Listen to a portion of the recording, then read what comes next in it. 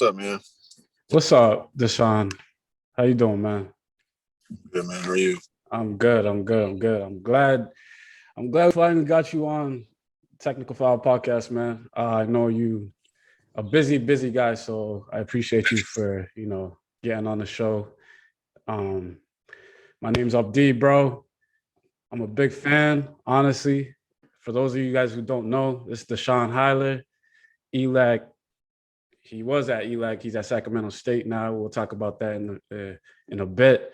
But he's also a big star on Last Chance U. Yeah, man, Deshaun, man, how you doing today, bro? I'm good, man. Chilling out here at the sports academy out here in Thousand Oaks. About to do a shoot. Chilling, man. Life is good. That's what's up. I know you got time and everything in front of you right now. So I'm gonna try to make this as quick as possible, bro. For the Yeah, people who don't know about you, can you talk a little bit about your upbringing and what made you fall in love with the game of basketball? for sure. I grew up in Riverside, California, on the east side. Just me and my mom. I took a liking to basketball at a young age. She always kept it on the TV. Friends and family coming over watching the games and stuff. So I would always see it from a young age. Um, as soon as I found out who Allen Iverson was, he just became my favorite player automatically. I really liked his swag and what he brought to the game. Ever since I was a young kid. So I just kind of went out to the court. Ever since I watched him, I would just go out on the court and try to do what I watched on TV.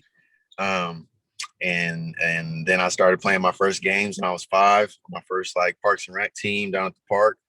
And then from there, got into travel ball, and my mom was an instrumental part of all that. She paid for everything and took me everywhere.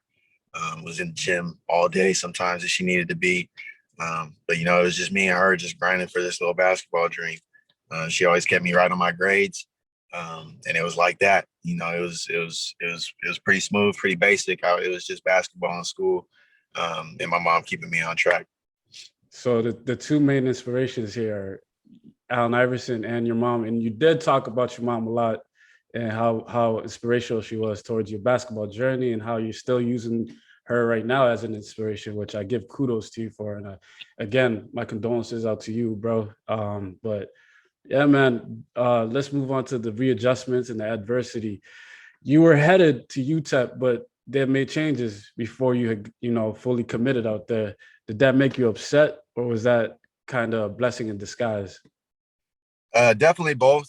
At first, of course, in the moment, is just get emotional about the work that I put in, and the opportunities that I felt like I had earned and that I deserved. It was kind of my first lesson that the world doesn't really work that way. So I was kind of upset at first, but you either you gotta kind of accept it and move on. If you're gonna, if you're gonna move on and move up. So I was upset at first, but the way everything panned out, I couldn't be happier. My journey at ELAC, learned so much. Grew a lot. Ended up being able to do the show.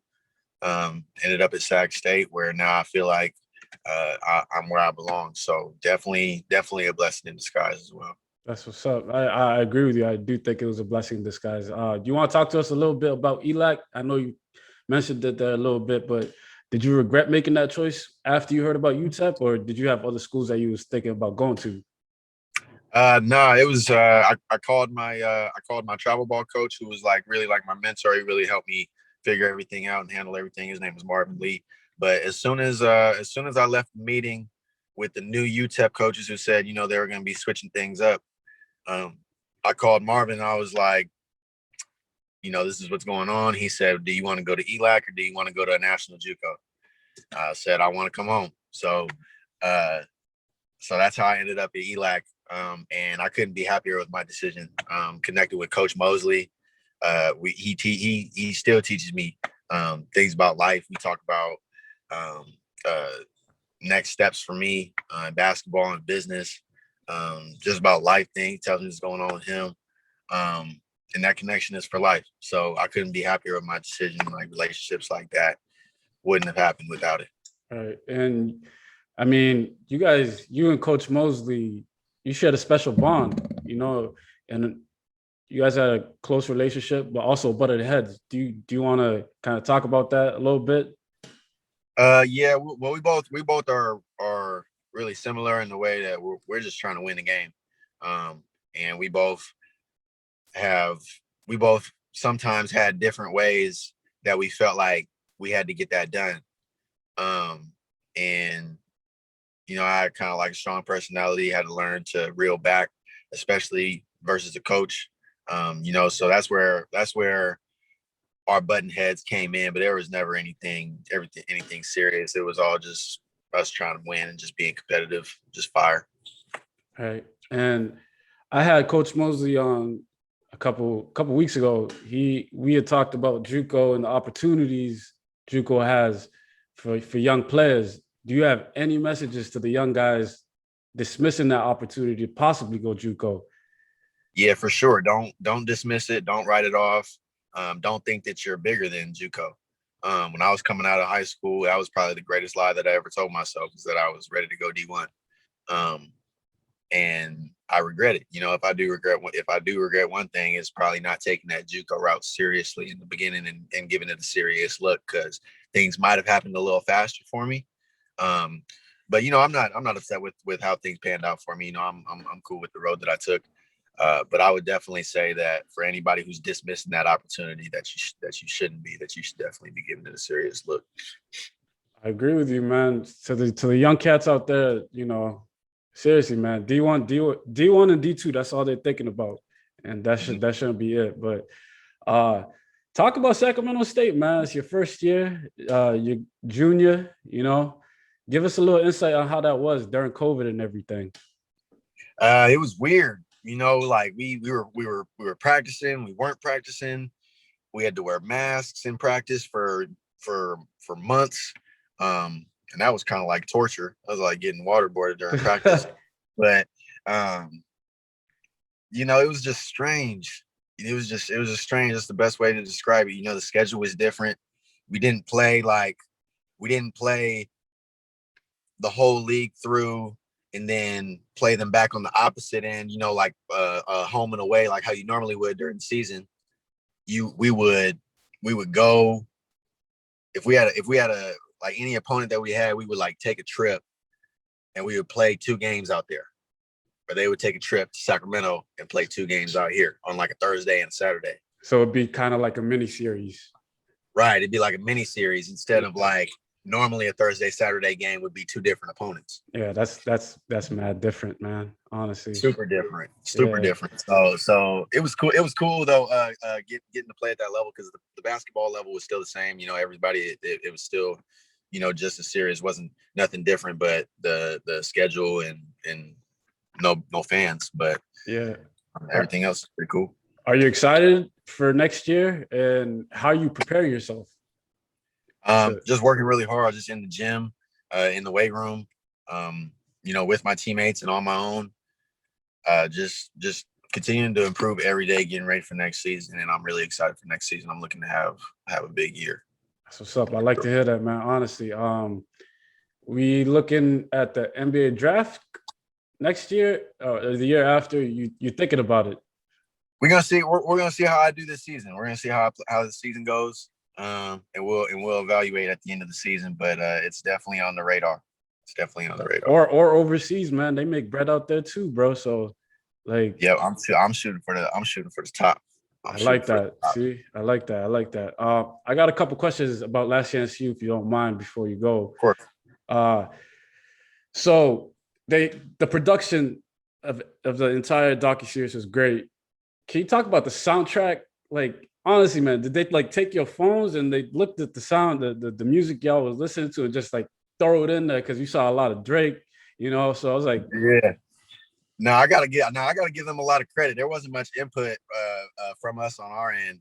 They might have, stolen some songs from a warm up. I don't know, but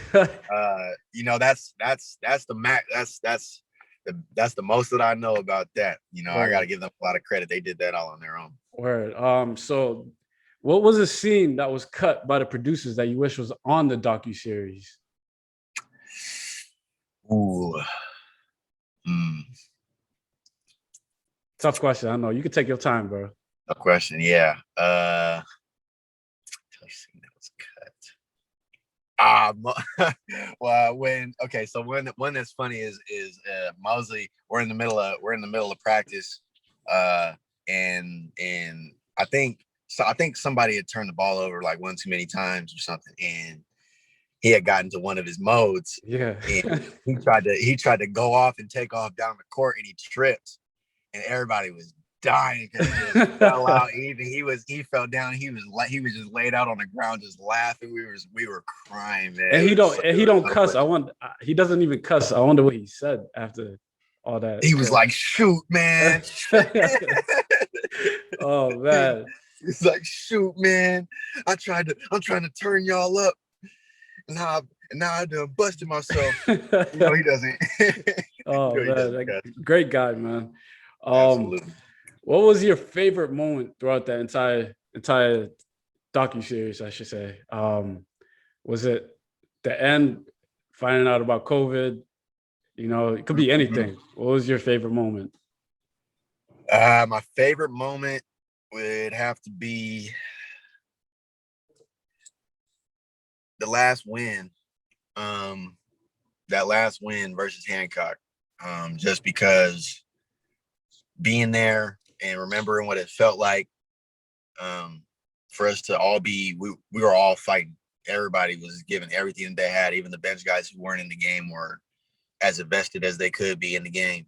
And it just took everything. Like, that game really took everything.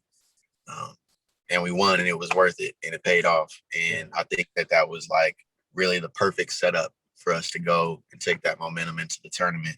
So just that moment right there, and we all knew it, after that win, we all knew it. Like, oh, okay. Like, like we really tested, that was really a test. That was really like the first test that we really got to see our backs against the wall and how we performed with our backs against the wall. And we were like, we really impressed ourselves. So we were ready to go. Right. There was a scene where, but there was also a scene where you guys, I should say there's an entire episode, but you guys had gone to this, I think it was a cabin or somewhere, like, and y'all had the time of your lives. You reenacting Coach Mosley was probably the funniest moment for me, at least. Mm-hmm. But did you guys made a rock and you wrote a message on that rock? Did you end up keeping that, or like? So I'll tell you a secret. The rocks are actually, this is Coach Mosley's fault, but the rocks are actually in the ELAC locker room, sitting in the corner on a table. What? And yes, and I saw him when I went back. When I went back to visit. I was there hooping, and we went in there to the locker room to change and stuff. And I saw the rocks. I was like, man, you need to put these in a case somewhere, man. Like, for real. Yeah, he still got them. That could be worth a lot in the future, man. For real.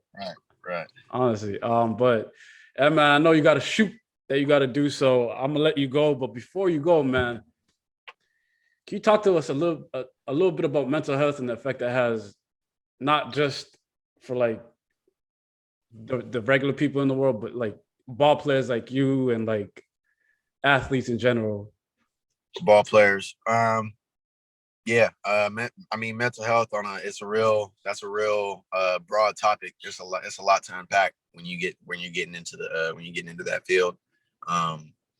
But what I could say is that we're human beings too.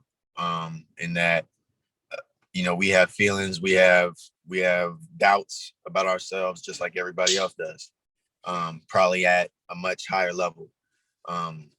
And that's for us not to forget, and that's for other people to understand. Like you call them regular people, I'll just call them non-athletes. For non-athletes, for them to just understand that we go through things too, and that some words can hurt some people. Not everybody's the same. Not everybody can handle the same things as everybody else. So you gotta take heed to that. And then as an athlete, it's important to care for yourself. If you're in a tough spot mentally, to be honest about that, to talk to somebody, or to just take a break. but you got to do what you got to do. Don't bottle anything up. Don't feel like you have to push through anything for anybody. Be there for yourself, and choose yourself when it comes to your mental health every time. Well said, my guy. Well said. Deshaun, man. We appreciate you, man. It's been Deshaun, Abdi, Technical File Podcast, man. Yo, man, take care, bro. Good luck next year, bro. Good luck. Man. Easy. Yes, sir. Yes, sir.